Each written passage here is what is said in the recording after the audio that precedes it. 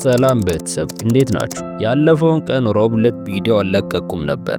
ለሱ ይቅርታ ጠይቃለሁ። በዚያው ፋንታ አጭር ሰኮንድ ሾርት ቪዲዮ 10 ቴክኒክ በሚል ለቅቄ ነበር።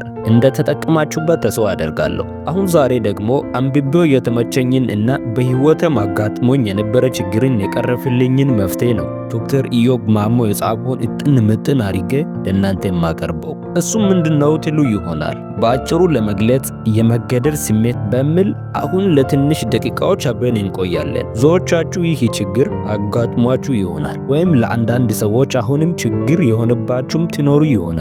አሁን በዚህ ቪዲዮ ይህንን ችግር ቀራፊ መፍትሄ አብረን የምንማር ይሆናል።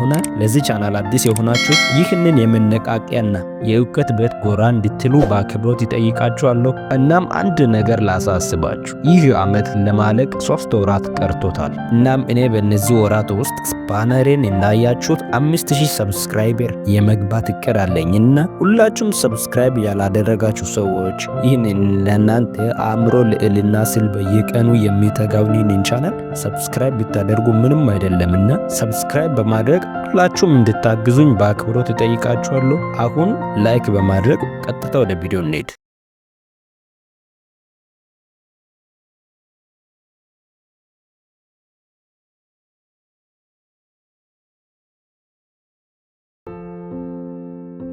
ውስጣችን ካለማቋረጥ ይናገረናል። ውስጣችንን ማድመጥ ግን የእኛ ኃላፊነት ነው። ስህተት ስንሰራ ህሊናችን እንደሚናገረንና እንዲሁም ሲያመን ሲርበንና ሲጠማን አካላችን እንደሚናገረን ሁሉ ውስጣችን ከሚነግረን በርካታ ጠቃሚ ነገሮች አንዱ በሰዎች የመገደድን ስሜትን ነው። በሰዎች የመገደድን ስሜት ማድመጥ ማለት ከማንነታችን የሚያወጣንን የሰዎች ግፊት መለየት ማለት ነው። በአካባቢያችን የሚገኙ ሰዎች የማናምንበትን ነገር እንድናደርግ፣ የማንፈልገውን ውሳኔ እንድንወስንና ምቾት ወደማይሰማን የህይወት ቀጠና ውስጥ እንድንገባ ካለማቋረጥ ግፊት ያደርጉብናል። አንዳንድ ሰዎች የሚጫኑንና የሚያስገድዱን ለእኛ መልካም የሰሩ የመሰላቸው ሲሆን፣ ሌሎች ግን እኛን የመቆጣጠር ዝንባሌ ስላላቸው ነው። በዚች ዓለም ላይ ስትኖር ራስን ካስገዳጅና ከተቆጣጣሪ ሰዎች ነፃ ማውጣት ከቻልክ የድሎችን ሁሉ ድሎች ተጎናጽፈሃል። ከዚህ በፊት ብዙ ጊዜን ካባከንክ በኋላ የባከንክባቸውን ሁኔታዎች መለስ ብለ ልታጠናቸው፣ በሰዎች ግፊት ምክንያት ካደረካቸው ወይም ከማድረግ ከተቆጠብክባቸው ሁኔታዎች ጋር ተዛምዶ ታገኛቸዋለህ። ከዚህ ሁኔታ ለመዳን ከፈለግን ምንም ማሰብን መውሰድ የምንችላቸው እርምጃዎች አሉ። አንደኛ፣ የህይወት መመሪያ ይኑረን።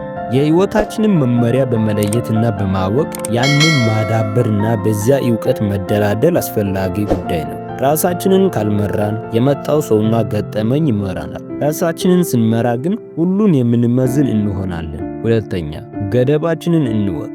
ለሰዎች ብለን የት ድረስ መሄድ እንዳለብን ለይተን እንወቅ። የሰዎችን ሐሳብ ማድመጥም ሆነ ለሰዎች ስንል ዋጋ መክፈል ታላቅ ብስለትና ጨዋነት የመሆኑ እውነታ እንደተጠበቀ ሆኖ ያንን ማድረግ ያለብን ግን በመገደድ ስሜት ሳይሆን ውስጣችን ስላመነበትና ያንን ለማድረግ ስለወሰንን መሆን አለበት። ሶስተኛ፣ ለሰዎች ገደብን እናብጅላቸው። ያላመንንበትን ነገር ካለምንም የጥፋተኝነት ስሜት እንዱ ማለትን መልመድ መልካም ልማድ ነው። የሰው ስሜት ላለመጉዳትና ክፉ መስሎ ላለመታየት ለሁሉም ነገር እሺ ማለት ማንነታችንን እንደሚሸረሽረውና ዘመናችንን በከንቱ እንደሚበላው አንርሳ።